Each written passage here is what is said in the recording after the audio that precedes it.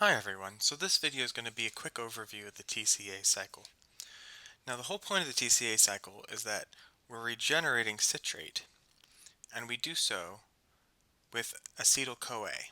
Now we derive acetyl-CoA either from fatty acid beta oxidation or from pyruvate, which we get from glycolysis. Now when we put glucose through glycolysis, we actually get two pyruvates. So for every glucose molecule, we're going to have two cycles through the TCA cycle. Now, once we regenerate our citrate, our first step is actually just a recombination step.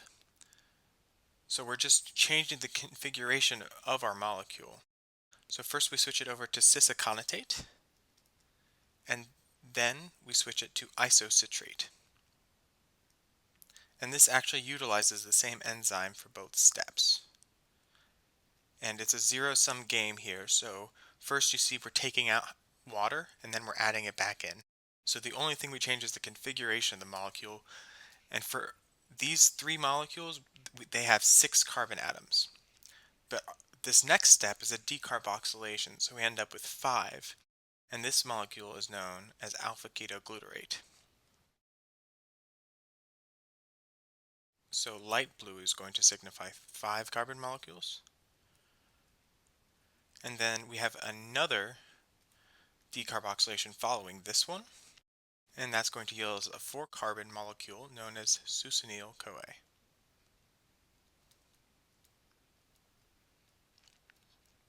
Now, the rest of the cycle is going to be involving 4 carbon molecules. So the next molecule is succinate. And then we have fumarate. And finally, malate. And that leads us to our last final step of oxaloacetate. So I'm going to abbreviate oxaloacetate as OAA here. And then this will be malate. Now it's easy for these sort of diagrams to get very convoluted very quickly. I've decided to separate the enzymes over on the left side here. So as I mentioned, for the first two steps we actually have the same enzyme, and that's aconitate.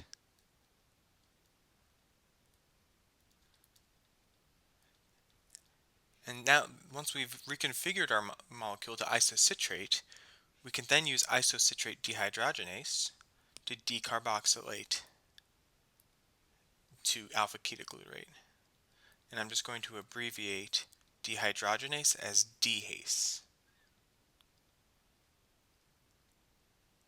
Now, from alpha-ketoglutarate to succinyl-CoA, we have another dehydrogenase, and this one's going to be alpha-ketoglutarate dehydrogenase. I'm just going to abbreviate alpha-ketoglutarate as alpha-KG. And this is going to be a dehydrogenase as well. And moving on down the line, this one's a little bit confusing. This is succinyl-CoA synthetase. And it's a synthetase for succinyl-CoA because this reaction was actually named for the reverse reaction, or I should say this enzyme is named for the reverse reaction where we're going from succinate to succinyl-CoA. And a synthetase is different from a synthase in that both of them create a new molecule based off of whatever is the name before it, but a synthetase requires GTP or ATP to complete the process. Now for this next step, from succinate to fumarate, we need succinate dehydrogenase.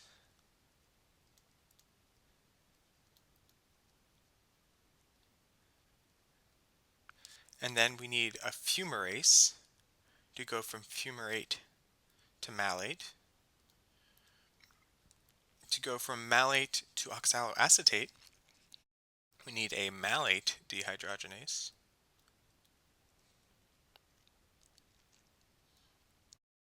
And finally, to create citrate from acetyl-CoA and oxaloacetate, we need citrate synthase.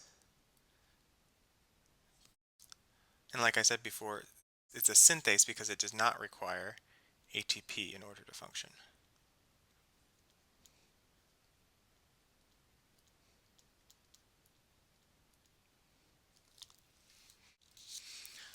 So now that we know each product for each of the steps and the enzymes involved, let's look at the end products, the whole reason we're doing this whole cycle in the first place. So these aren't in order, but it's more important to realize that these end products are the result of one turn through the cycle. And when we're talking about a glucose molecule, we're going to have two pyruvates, which are regenerating the citrate, which means that we actually get double these values, so 2 GTP, 6 NADHs for one glucose molecule. So the GTP is going to be, like I mentioned, it's going to be involved with the synthetase. So we get the GTP in the step over here from succinyl-CoA to succinate. So we go from GDP, diphosphate, to triphosphate GTP. Now there's three steps in which that we get an NADH, and they're all the dehydrogenase steps. So from isocitrate to alpha ketoglutarate, we get one NADH from NAD. From alpha ketoglutarate to succinyl-CoA, we get another NADH from NAD. We skip this next dehydrogenase step because that's going to be our FADH, and it's this last step here from malate to oxaloacetate that we get our final NADH.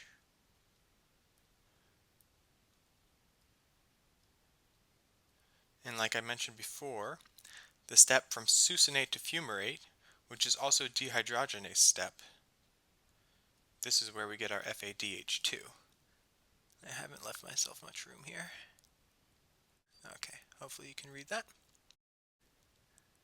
And that's from FAD.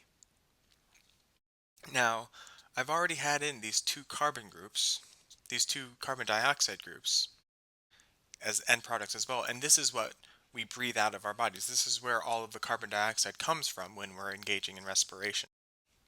It's also important to note the decarboxylation of pyruvate to acetyl-CoA requires an NADH. So for this step, instead of creating NADH, we're actually using NADH. And that goes to NAD. And we are also, of course, popping off a carbon dioxide group there as well.